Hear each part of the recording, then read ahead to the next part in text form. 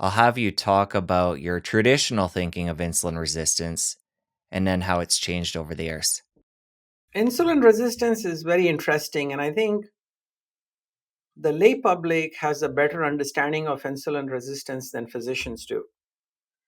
So, insulin resistance is defined as the amount of insulin that is required to keep blood sugar at a certain level. So, let's say you have normal blood sugar of about 90 or so, and you're fasting, and your fasting insulin level is around 4.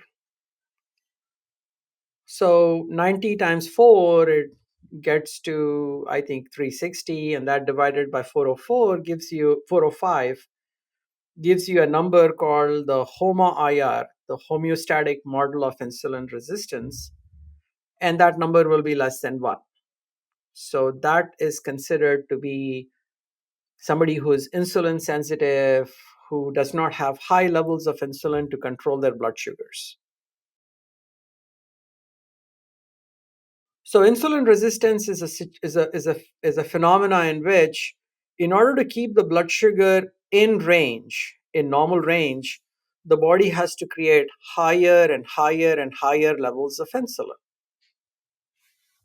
So people would say, "Hey, okay, no problem. What's wrong with that? Just keep higher levels of insulin, keep the blood sugar in control. Just give people extra insulin doses if they don't make their own insulin." But the problem with high insulin levels is that it's going and doing several bad metabolic things for you. Number one is that it shuts down fat oxidation. Your body, in the setting of high insulin level, cannot burn fat. Number two, insulin is a very anabolic hormone. So it's also good and bad. Anabolic hormone means that it makes the body store fat. It's a storage hormone. So people who are diabetics, who are given 100, 120, 150, even 200 units of insulin. In other words, medical profession has no problem prescribing 200 units of insulin to somebody. And these individuals will keep gaining more and more weight because they are not fat burning, they're just continually depositing fat. So that's a major problem. High insulin levels prevent fat burning and promote fat deposition. Also, high insulin levels through several different mechanisms increase your blood pressure. High insulin levels also cause inflammation. High insulin levels are also associated with an increased cancer risk because you're activating several factors that are increasing cell division, that are causing growth. So it's not a surprise that several decades of hyperinsulinemia or insulin resistance leads to high blood pressure, heart disease, increased risk of cancers, obesity, and finally, what is called dementia, because insulin resistance in the brain is one of the primary factors for type 3 diabetes, which is another name for dementia. Brain insulin resistance is type 3 diabetes. And the piece I was getting at where your thoughts changed over the years is before you thought of the cell as being full of glucose, insulin gets ramped up by the body to try and jam more in. And your latest thinking is that there's some kind of change or missing receptor on the cell for insulin, and the cell is actually starving inside for glucose. So, talk about that pivot. So, yeah, and these may be semantics, and there are certain physicians who have propounded the theory that um, the reason for all this disease is that the cell is already filled with a lot of sugar, and sugar cannot be driven into the cells, and so the body makes more and more insulin.